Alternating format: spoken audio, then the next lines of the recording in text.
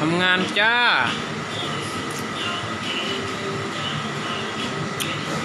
หนังเศร้าเมื่อยมาทำปอกหอมกัน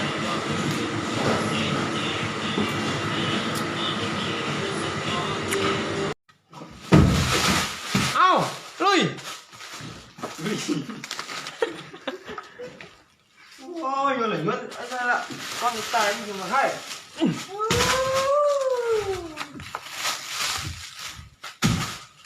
เอ้าโยนกินข้าวลาบหมูมา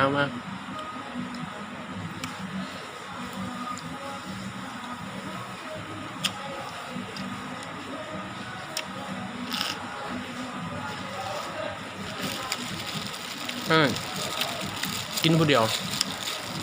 มันไม่มีคนอยู่เพื่อนใครกันนี่ไปละ